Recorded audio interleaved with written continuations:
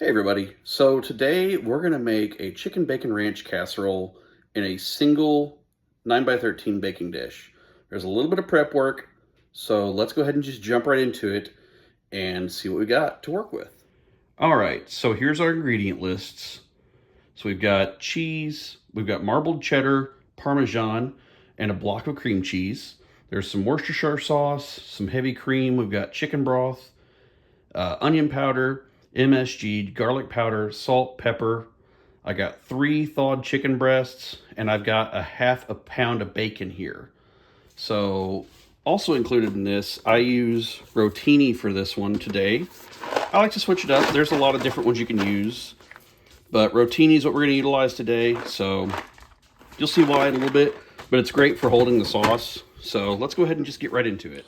All right, so the first thing we're going to start off with is getting this pan right here. We're going to start getting it hot because we're going to pre-cook our bacon. So we got to make sure we're grabbing the right one here. Let's go ahead and put that on medium-high heat because we want to crisp our bacon up. We want to get it nice, crisp, and this is going to be used as a mix-in after all said and done. I've got my bacon here. I've got a half slab from where I had made bacon earlier. So this is already ready to go.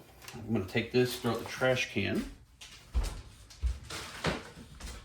Let's go ahead and start cutting this up. So let's see here. Just real thin, if you can. Since it's not frozen, it's a little harder to cut, but that's okay. Just make sure you have a decent knife. This one's okay. It still gets the job done, so I'm not going to complain. So there's that. I'm going to go ahead and get all that cut.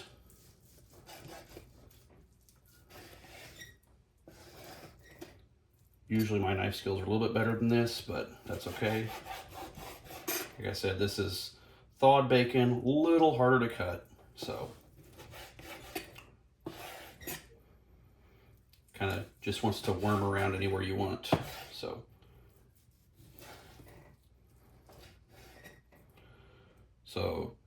don't tell anyone that my knife skills are not great. I already know. Thank you.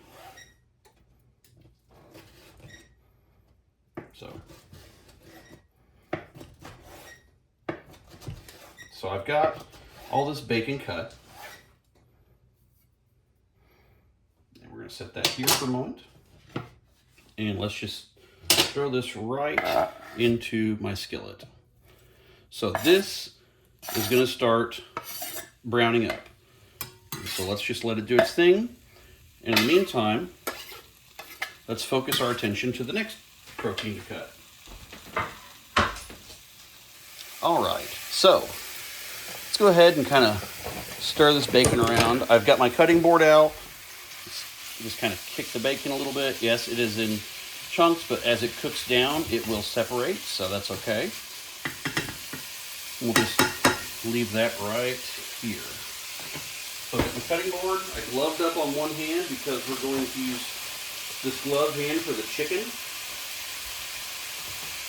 And yeah, this is going to be a little bit worse than the bacon, so I wanted to glove up for this one.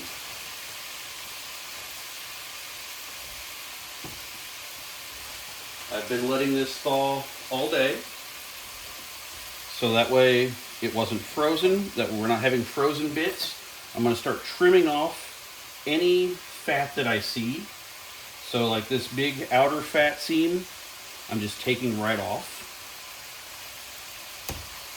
I'm going to go ahead and just do the same thing here. Sorry you couldn't see that as well since, I'm doing it the other way. But yeah, there's another piece we'll just get rid of. There's a little chunk of chicken, so that's fine. That piece is fine. So we're going to cut this little, I call it the little oyster. Set that there.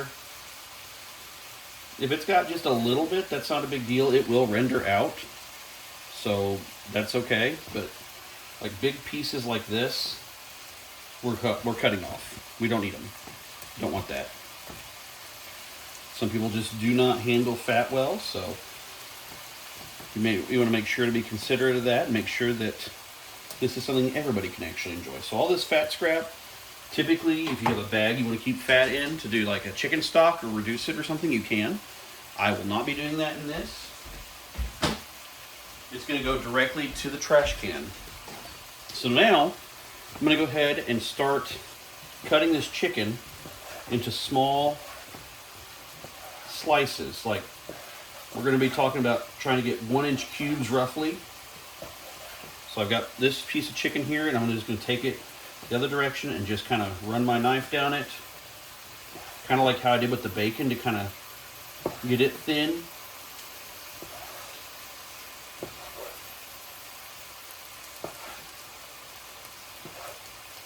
So yeah, we're going to get all that. Get these two pieces here.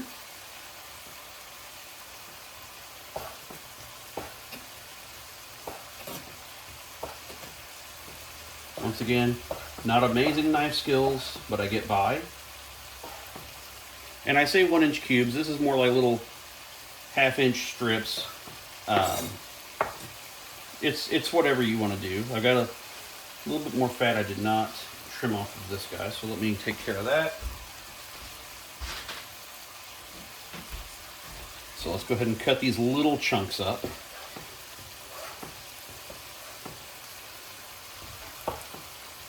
And we're not going to be cooking any of this directly in a skillet or anything like that. Speaking of cooking, this is a great time to go ahead and start preheating your oven to 375. So we're going to let that start preheating. Because by the time that it's preheated, our bacon, which we should go ahead and just stir real quick. Just give it a little bit of toss-a-roo. See how it's starting to come apart? We're going to let that go. So at this point, I'm going to finish cutting this chicken up. You've seen what I'm doing here. So I'll show you whenever I get all this cut and we're ready to rock. All right, the bacon is still cooking, and that's okay, because now we're at the point where we're going to start assembling the actual pan itself. Our oven is at 310. It's got a little bit to go until it hits that point. So I got my little measuring cup here, and let's go ahead and start by adding our chicken broth base. This is going to be 4 cups of chicken broth. So let's go ahead and just get started on that. And yes, it seems like a lot. It's okay. I promise it will be fine. So here's 1 cup.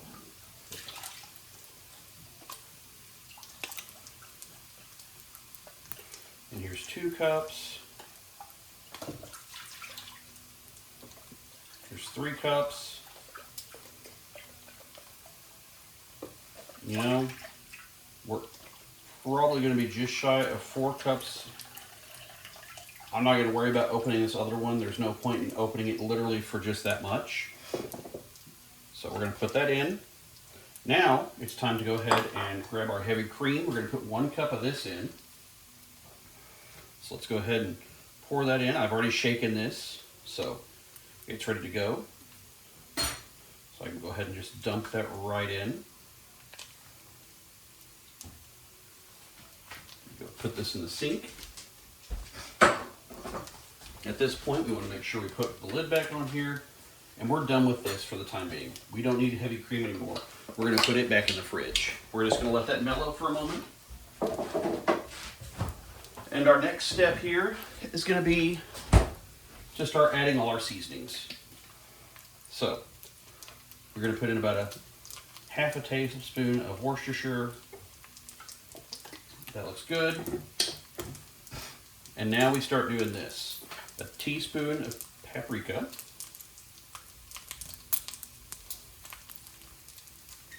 So that's good. We're going to do 1 teaspoon of salt. That's like this little grinder because it breaks it down a little bit finer. I'm using kosher salt in a grinder. After that, I throw in MSG because we cook with love. We're going to stir this bacon just a minute, start to pop a little bit. That's okay. It's getting good and crisp. We're going to turn that down just a smidge because this is a finish that we put in last with everything after it's cooked. We're going to do a little over 1/2 teaspoon of onion powder. That looks about right. And we're going to do another 1/2 teaspoon of garlic powder. And then you season with your heart for the black pepper. I like to put pepper in it, and my family enjoys pepper more as well, so we're going to put that much in it. And now, lastly, I've got a block of cream cheese. So, I've got a couple different ways to do this. If you're like me, you can do it where you pull it apart with your fingers and put it in. I have washed my hands, but I've just got a single 8-ounce block of cream cheese here. And we're just going to go ahead and open this guy up, and I'll show you the way I like to do it by separating it without using your fingers. A little different. So right here on the top, you can see where it's got the open seam. Set that right there for a minute. And we're going to pull it apart. I'm going to set it right here. So the reason I'm setting it here is I'm going to use this spoon here and just take chunks of it off and just dump it right in the pool. So that's all there is to this. Get all this mixed in. So we'll use our finger to kind of help it along getting off here. And yeah, you're going to put it in big chunks. It's okay. Don't worry. This is all going to come together beautifully because it's a plan, and I love it when a plan comes together. I promise. But yeah, we're just going to go ahead and throw all this in here, get it all in the pool.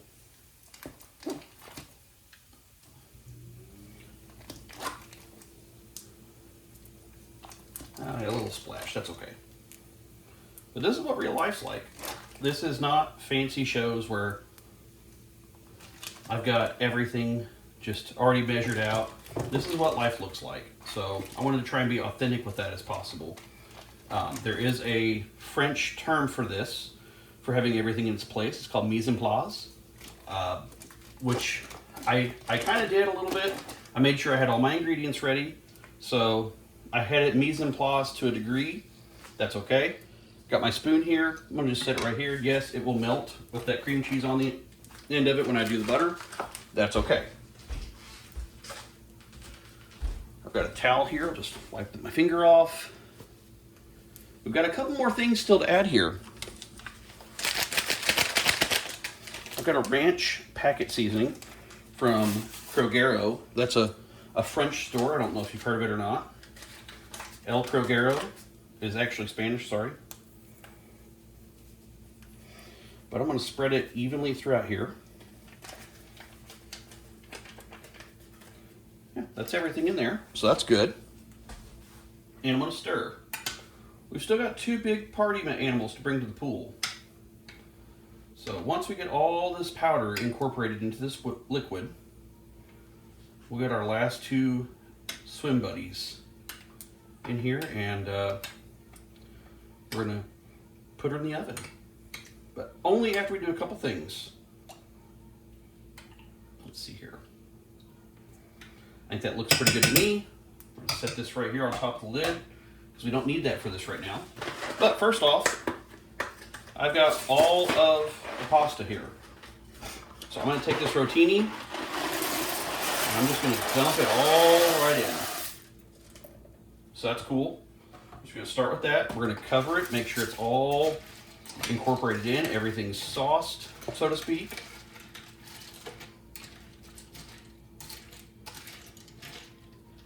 Just get it all kind of together there. We want everything to be wet because we want this pasta to start cooking in this broth that we've made. We want to try and get it as covered as best we can. That's why we have so much liquid. We want to have all the liquid in here to make sure we cover it. So I think that's about as good as it's going to get. But we've got one more party starter to bring in. See you later, box. We're done with you. Now, here comes our buddy, the chicken. So first off, we're going to just slide her all in with reckless abandon. You can see that I've got strips of it that I've made. This will go in the sink. And we're done with that cutting board too. So now, we get to do it all again and stir it up one more time. So, we get stirring, stirring, stirring. If you've been watching, This bottle has been slowly folding in on itself, so that's kind of fun. If you've enjoyed that, cool. No one told me. I'm a little disappointed that no one told me.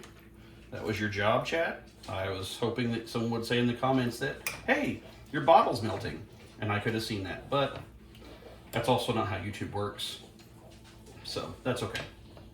But yeah, let's just get all this stirred in. Boom, boom, boom. Boop. Little guy fell out of the pool. And with that being said, yes, we have some things sticking out. That is okay. What's going to happen is our next step is we're going to tightly cover this with foil.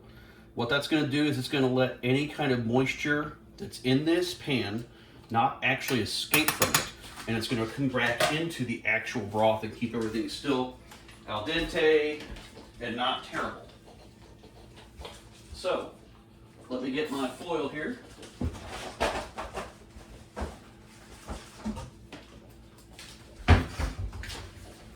We've got big boy foil. This is the Great Value 75 square foot big boy roll. If I can figure out how to open it. Oh, there we go.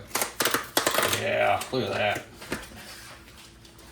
You know why I like this big stuff? So I only need one sheet of it. So I'm gonna just pull one sheet out, the length of this casserole dish, about like that. Set that aside.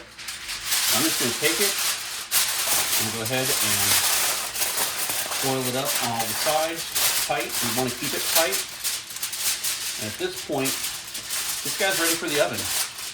I'm gonna open the oven up, I'm gonna put him in. This is a 375 degree oven. And we're gonna go ahead and just set that timer. We're gonna set it for 35 minutes.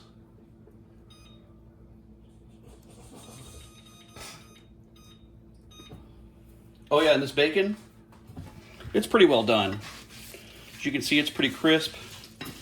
So I would just say you got two options. You can leave this in the skillet.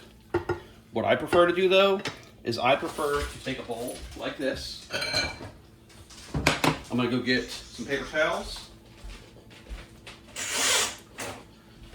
And I fold them in half, just like this.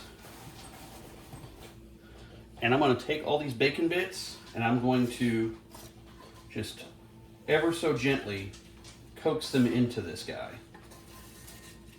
And this bacon grease, don't lose this. This is good stuff. This is liquid gold. If you've got a pot that you keep you've got bacon grease in, put it in it. Add to your pile. I'm gonna go do that just right now with this. So in the meantime, this is gonna hang out, dry out into little crispy bits. So I'll see you in 35 minutes. Well, the timer has gone off. We're still at 375. It's time to pull this out of the oven for a minute. Let's take a look at what we got ourselves.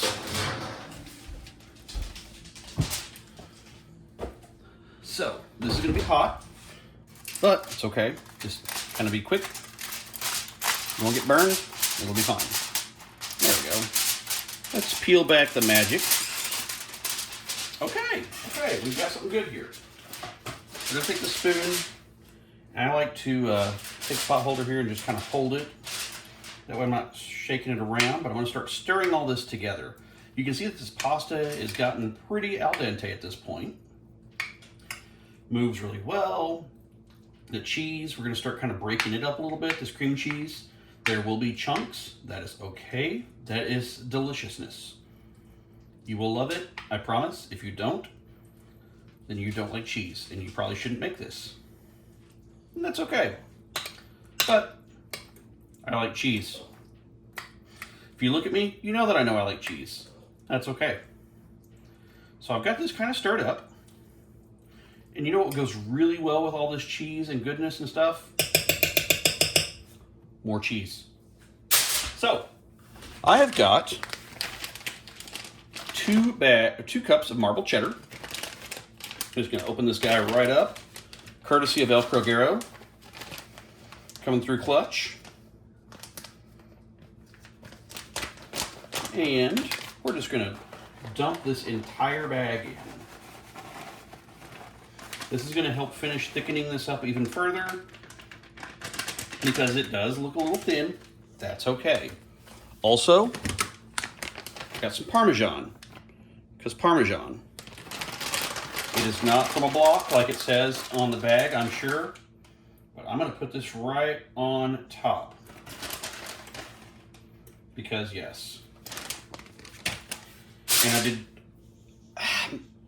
I don't know, a couple good handfuls. We'll call it almost a cup-ish, we'll say. But now we're going to stir it all in. We're going to get it all good. And I know what you're thinking. You're thinking, hey, but you've still got bacon left. You're absolutely right, I've got bacon left. But we're going to add it here in a minute. I want to get all this incorporated so this cheese is down at the bottom, starting to melt in, getting that going. And then I'm going to take this bacon, and as you're going to see, it is going to go right on top.